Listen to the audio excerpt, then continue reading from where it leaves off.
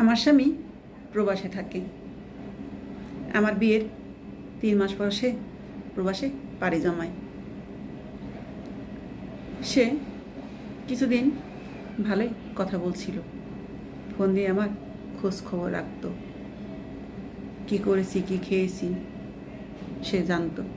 বাড়িতে আমি, আমার দেবর, আমার শাশুড়ি, শ্বশুর আর ছোট্ট একটা ননদ থাকতাম।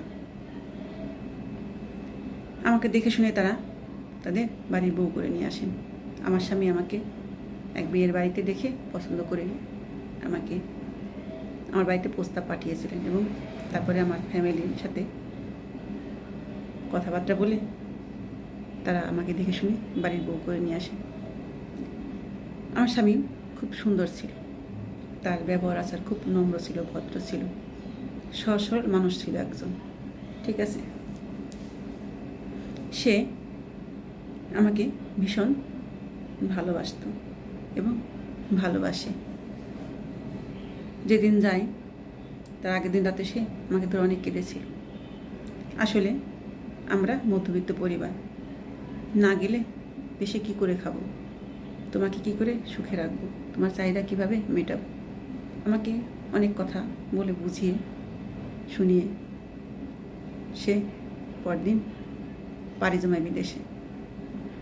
আমারও খুব খারাপ লাগছিল ভীষণ, কারণ একা আমি থাকতে পারবো না তার ছাড়া। এ কদিনে তাকে আমি ভীষণ ভালোবেসে ফেলেছি, তার ব্যবহার আচারে তার মাঝে আমি নিজেকে হারিয়ে ফেলেছি। সে বিদেশে যাওয়ার পর আমার রাতে ঘুম আসতো না। তার সাথে আমি অনেক কথা বলতাম, তার কাজের মাঝেও আমি তাকে ফোন দিয়ে ডিস্টার্ব করতাম, জ্বালাতন করতাম। সে আমার সব কিছুই মেনে নিয়েছিল এবং সে আমাকে ভীষণ ভালোবাসত এবং সাপোর্ট করতো। এরকম ভালোই আমাদের চলছিল। তার মাঝে কাজের প্রেশারে সে আমার সাথে কথা বলা কমিয়ে দেয়। সে আমাকে বলে, কিন্তু আমি বুঝতে চাই না, আমি তাকে ভুল বুঝি। আসলে সেই ভুল বোঝাটাই আমার জীবনে কাল হয়ে দাঁড়ালো। তার সাথে জিদ করে আমি ভুল সিদ্ধান্তে পা বাড়াই। ঠিক আছে, তখন আমি অন্য একটা ছেলের সাথে রিলেশনে জড়িয়ে পড়ি। আমার কথা শুনে সেই ছেলেটা আমাকে হাজারো কথা বলে তার দিকে মনটা ঘুরিয়ে দেয়।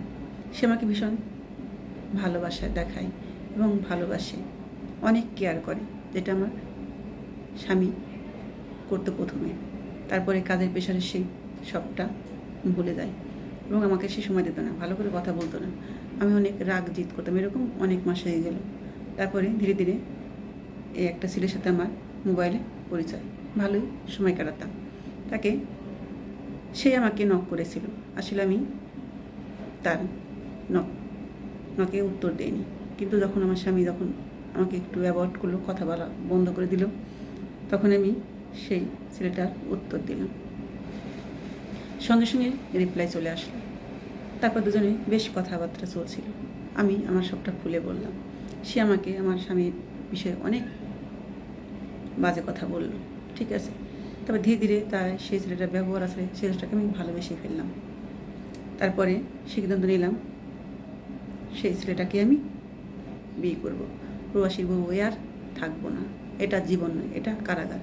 প্রবাসীর বউ হয়ে মানে বন্দি কারাগার, জেলখানায় থাকার মতো এই জীবন আমি চাই না। সেই ছেলেটার সাথে আমার ভালোই দিন কাটছিল, খুব সুন্দর। ছেলেটা সারাক্ষণ আমার খবর রাখতো, কেয়ার করতো, যত্ন করতো। আমরা একদিন দেখা করি, কথা বলি, এরকম আমাদের আরও দেখা হয়, কথাবার্তা হয়। তার মাঝে আমি নিজেকে জড়িয়ে ফেলি এবং আমাদের সম্পর্কটা খুব গভীরে চলে যায়। সেই ছেলেটা বলল, আমরা তো দুজন বিয়েই করব, আর কিছুদিন সময় দাও, আমার একটু ঝামেলা সেটা শেষ হলে আমি তোমাকে ওখান থেকে নিয়ে আসবো, নিয়ে আমরা শহরে ব্যবসা করব, বাসা ভাড়া নিয়ে আমি তোমাকে থাকবো, কারণ তোমাকে আমার পরিবার মেনে নেবে না, কারণ তুমি বিবাহিত। আমি বাড়ির একমাত্র ছেলে, আমার 3টি বোন আছে, তোমাকে সহজে মেনে নেবে না, পরে মেনে নেবে। তার কথা শুনে আমি খুশি হলাম, বললাম হতেই পারে, আমি বিবাহিত ছেলে, সে অবিবাহিত, আমি বিবাহিত মেয়ে, সে অবিবাহিত ছেলে, সে এরকম হতেই পারে। তার কথাগুলো বিশ্বাস করে আমি তাকে আমার সবটা দিয়ে ভালোবাসি। তারপরে একটা সময় সে আমাকে তার কাছে নিয়ে যায়, বাসা ভাড়া করে শহরে নিয়ে রাখে। সেখানে আমরা দুজন বিয়েও করি। ঠিক আছে, বিয়ের কিছুদিন ভালোই চলছিল, খুব সুন্দর আমাদের সংসার। সে একটা জবও পেয়েছিল, সে শিক্ষিত ছিল, ভালো একটা জব করতো। সেখানে জব করতে করতে ওখানে একটা মেয়ের সাথে তার পরিচয় হয়ে যায়। সে মেয়েটা আমার থেকেও শিক্ষিত, সুন্দর ছিল। ঠিক আছে, তার পরিবারের সাথে মানাতো। এদিকে আমার দিকে তার আস্তে আস্তে খেয়াল ধ্যান সব কমে যেতে লাগে। আমি বুঝতে পারি না কেন এমন হচ্ছে। তারপরে সে একদিন আমার সাথে খুব বাজে ব্যবহার করে। তার ফোনে ফোন আসে, মেসেজ আসে। আমি জিজ্ঞেস করলে বলে কলিগ দিছে, অফিসের কাজ অমুক সময়, কিন্তু না, একটা মেয়ে ফোন দিত, নাম ছিল লিজা। এই কথা জানতেই সে আমাকে মারলো। তখন আমার ভীষণ জিদ হলো। তখন সে আমাকে অনেক কথাই বলল যে এক ঘর ভেঙে এসেছিস, তাতে শান্তি নেই, এখন এখানেও থাকতে পারবি না, আমি তোরে রাখবো না, তুই ভালো না, ভালো হলে ওই ঘরেই থাকতি, আমার সাথে আর আসতি না, সেখানে তোর অভাব ছিল না, কিসের জন্য আসছিস আমার সাথে। সে বাজে ভাষায় অনেক কথা বলল। তখন আমার চোখ দিয়ে পানি ঝরতে লাগলো। আমি ভাবছিলাম আসলে জীবনে আমি চরম ভুল করেছি, তার প্রায়শ্চিত্ত আমাকেই করতে হবে। জীবনটা মনে হয় আমার এখানেই শেষ হয়ে যাবে, আমার সুখের দেখার মনে হয় আর হবে না। আসলে আমি আমার সেই স্বামীকে, প্রথম স্বামীকে ঠকিয়েছি। তার ভুল ছিল না, সে হয়তো কাজের জন্য আমাকে সময় দিতে পারতো না, আমাকে বলতো, আমি বুঝিনি, না বুঝে আমি চরম ভুল সিদ্ধান্ত নিয়ে আজ আমার কপালে এই দুর্দশা।